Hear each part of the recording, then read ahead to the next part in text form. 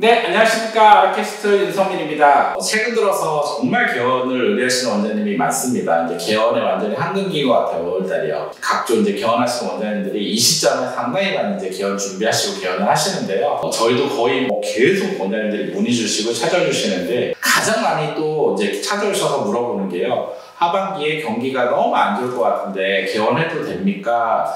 개원을 어떻게 해야 될까요? 라는 질문이 사실 되게 많아요. 그래서 원장님들이 개원이라는 게 사실 되게 큰 행사잖아요. 일생에 그냥 한 번 있을 만큼 중요한 일이다 보니까, 그리고 엄청난 자금이 들어가고 엄청난 용기가 필요하고 엄청난 준비가 필요하지 않습니까? 그러다 보니까 원장님들이 과연 올해 하반기 시점에 개원을 하는 게 맞는지, 개원을 결심을 했지만 그래도 두려운 거죠. 걱정스럽고요. 그래서 이제 되게 많이 물어봅니다. 그래서 이제 하반기 과연 이제 좀 어떻게 될까? 제가 이제 우리가 컨설팅 하다 보면은 전체적으로 환경에 대한 분석을 항상 먼저 하는데, 좀 환경적인 얘기를 몇 개 오늘 좀 나누고 얘기를 해볼까 해요. 일단 이제 가장 중요한 게 이제 글로벌 시대에서 이제 우리가 미국 영향을 상당히 많이 받지 않습니까?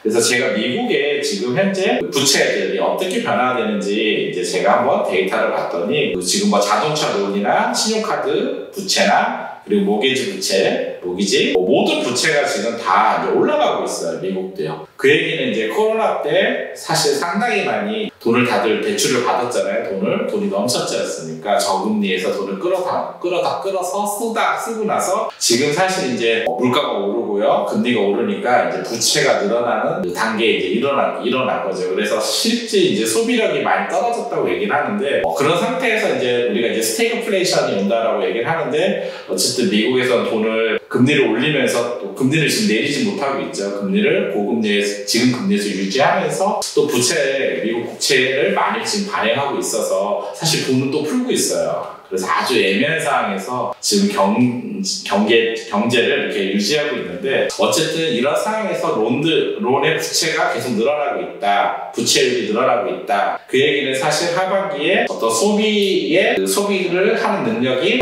상당히 떨어질 수밖에 없다라고 또 예상할 수 있겠죠. 일단 또 우리나라를 봤더니, 우리나라 최근 제가 데이터들을 봤더니 일단 연체율을 봤어요. 연체율을 봤더니 지금 카드사 연체율이 지금 하나 같은 경우가 1.94%네요. 그 1분기가 2004년도 1분기가요. 그래서 지금 그 카드 부채가 우리가 2%에 가깝게 이제 올라가고 있다라고 얘기를 해요. 실제 1.4, 0점대에서 지금 1% 후반대까지 가고 있잖아요. 그 얘기는 지금 우리가 카드론이라든지 카드를 잘 못 갚고 있는 부분이 좀 많이 있다라고 볼 수 있고요. 그리고 5대 은행 가계대출도 봤을 때 우리가 지금 1%에 가까이 지금 가고 있다라고 얘기를 하는데, 가계대출이요. 이게 이제 되게 큰 거거든요. 지금 연체율이. 그래서 전체로 치면은 지금 0.32, 뭐 이렇게 0.4 이렇게 올라가고 있는데, 이게 이제 점점 연체율이 이것도 상향으로 가고 있는 곡선으로 가고 있습니다. 데이터는 제가 이제 올려드릴게요. 그리고 이제 가장 큰 게 우리가 이제 저축은행 같은 경우 지금 말이 많잖아요. PF 때문에. 근데 저축은행이 지금 6.15%인데 작년에 9월달이 지금 이 곡선이 계속 커지고 있어서 지금 최근에 저축은행 부채율이 10% 가까이 왔다고 하거든요. 그러면 진짜 10명 중에 1명은 지금 연체를 하고 있는 거죠. 상당히 높은 수치입니다. 아까 제가 그 카드가 2%, 뭐 보통 은행이 1% 이내에서 이제 연체가 이루어져야지만 유지가 되는데, 그거를 이제 오버했을 때는 상당히 이제 리스크로 가고 있다라고 볼 수 있죠. 지금 우리나라도 이제 제가 봤더니 모든 그 부채가 다 늘어나고 있는데, 특히 이제 자영업자 연체율이 1.15%예요. 지금 1%를 넘었습니다. 그래서 지금 자영업자들이 7조 3천억 정도가 지금 연체하고 돈을 못 갚고 있다고 하는데요. 똑같이 아까 제가 말씀드린 것처럼 자영업자들이 코로나 시기에 사실 이제 다 힘들었지 않습니까? 힘든 상태에서 이제 다 대출을 받아서 유지를 했는데, 코로나 끝나고 뭔가 좋아질 거라고 생각했는데, 사실 코로나 끝나고 지금 자영업자 상황이 상당히 안 좋죠. 최악의 환경이라고 얘기를 해요, 많은 자영업자들이. 그리고 지금 다들 상당히 어려운 환경으로 들어가 있습니다. 여러 가지 이유가 있는데요. 가장 큰 이유가 이제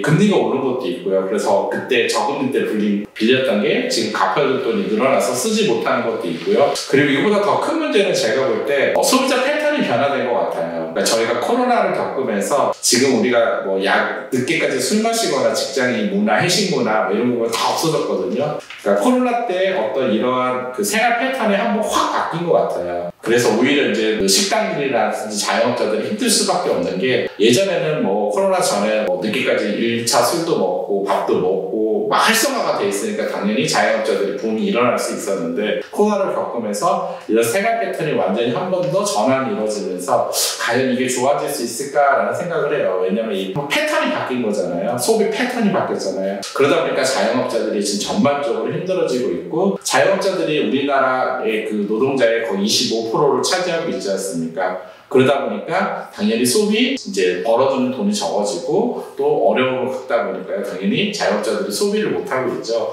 그러다 보니까 전체적으로 대한민국도 그 소비 활성화가 되지 않고 있는 상태인 것 같아요. 그런 상태에서 사실 금리를 내리거나 뭔가 변화를 가져오긴 힘든 상태겠죠. 그래서 전반적으로 제가 이제 좀 원장님들이 하도 물어보시니까 제가 이제 어떤 데이터들을 쭉 봤더니, 결국은 그 연체율은 좀 더 늘어날 것 같고요. 늘어나면서 어떤 이런 환경은 더 좋아지기는 좀 어렵겠다라는 생각이 듭니다. 지금 미국도 쉽지 않은 상황이고 또 중국도 쉽지 않은 상황에 지금 또 전 세계적으로 지금 전쟁을 또 하고 있지 않습니까? 그렇기 때문에 상당히 어려운 시기에 올 연말이 오지 않을까? 그리고 내년도 이렇게 밝을 것 같지는 않아요. 어떤 경제 상황이요. 그래서 이제 개원을 준비하실 때 제가 이 얘기를 하는 거는, 우리가 좀 더 환경을 직시하고 준비할 필요가 있어요. 항상 너무나 낙관적으로만 생각하시고 준비하기보다는 환경을 정확히 직시하시고, 어차피 개원하실 거잖아요. 근데 개원을 하시지만 앞으로 환경은 좀 어떻게 될 거다라고 정확하게 직시를 하고 거기에 대한 준비를 할 필요가 있을 것 같아요. 그래서 제가 볼 때는 전체적으로 지금도 비급여들이 많이 매출이 줄었다고 해요. 물론 일부 지역의 강자 병원들은 매출이, 제가 최근에 확인해 보니까 또 오른 병원들도 많이 있지만, 일반적으로는 전체 비급여 매출이 줄었다고 하는데, 당연히 경제가 이제 스태그플레이션이 오거나 경제가 안 좋아지면 비급여 매출은 줄을 수밖에 없어요. 왜? 쓸 돈이 없지 않습니까? 그래서 이제 비급여 매출은 좀 예전보다 확보하기가 쉽지 않은 상태다라는 감안해서 좀 더 그 개원을 또 준비하시면 좋을 것 같고요. 그리고 소비자들이 이제 합리적 소비를 하고 있어요. 이제 우리가 경기가 안 좋고 돈이 없을수록 합리적 소비를 하잖아요. 더 꼼꼼하게 살펴본다는 거죠, 내가 쓸 돈을. 그렇기 때문에 우리 병원이 반드시 좀 와야 되는 병원이다라는 거를 더욱더 강력하게 브랜딩하지 않으면은 우리 병원을 출시하기가 더 어렵겠다라는 생각을 하고요. 그리고 전반적으로 이제 병원은 이제 급여 치료가 있으니까 급여 치료 이런 부분도 탄탄하게 좀 강화시키는 부분도 매우 필요하다라는 생각을 합니다. 일단 뭐 1년에 뭐 경기랑 상관없이 항상 개원하는 원장님들이 나오고 개원을 합니다. 그래서 개원을 준비하고 개원을 마음먹었는데, 그럼 이게 내년으로 미룬다고 해서 과연 내년이 또 좋아질 거다라고 보장할 수 없잖아요. 재작년에 원장님이 좀 코로나가 안 좋으니 1년 미루고 2년 미루고 3년까지 미룬 원장님이 있는데 환경이 변한 건 없어요. 어차피 3년도요. 그래서 제가 볼 때 올해나 내년이나 내후년에 한다고 뭐가 크게 병원 개원이 엄청나게 달라지지 않지만, 제가 초반에 얘기한 것처럼 정확히 환경을 좀 직시하고 이렇게 좀 갈 수 있겠구나. 그리고 원장님들이 지금 빌리는 금리라든지 이런 게 예전에 비해서 지금 두세 배 올랐지 않습니까? 그걸 감안해서 초반에 최소한의 좀 저는 투자 부분을 좀 최소한 줄일 수 있는 부분 줄여라라고 말씀을 드려요. 최근에 이제 제 강의 듣고 뭐 장비도 사시려다가 중고로 구매하신 원장님들도 있고 하시더라고요. 저한테 보내주시고. 그래서 저는 좀 그런 부분도 좀 고민하셨으면 좋겠다라고 말씀을 드리고요. 그리고 최근에 제 영상 중에서 이제 브랜딩을 하기 위해서 좀 더 이렇게 사이즈업을 해서 개원을 하는 것도 필요하다라고 찍은 영상이 있는데요. 그래서 한 원장님이 또 물어보시더라고요. 근데 저는 이제 준비가 안 돼, 경영에 대한 준비가 안 된 사이즈업은 리스크예요. 그렇잖아요. 이제 경기가 좋을 것 같지는 않지 않습니까? 그러면 철저하게 준비가 된 사이즈업은 경쟁력을 갖기 때문에 오히려 다른 병원을 이겨낼 수 있기 때문에 더 큰 기회가 될 수도 있지만, 경영에 대한 준비가 안 된 사이즈업은 리스크로 갈 거다. 그리고 왜냐면 고객을 확보하는데도 시간이 걸릴 거고요. 매출을 만들어내는 곡선도 떨어질 거고요. 전반적으로 그렇게 된다고 우리가 생각을 하고 개원을 해야 되잖아요. 그러면 거기에 대한 부분들에 대해서 좀 우리가 자본에 대한 그 계획의 미스테이크가 나면은 정말 위험에 빠집니다. 제가 전편에도 말씀을 드렸지만 작년 말 기준으로 오전 생존율이 우리가 60%, 65, 70%밖에 되지 않습니다. 그렇기 때문에 보다 철저하게 좀 준비를 해서 개원을 하셨으면 좋겠습니다. 네, 감사합니다.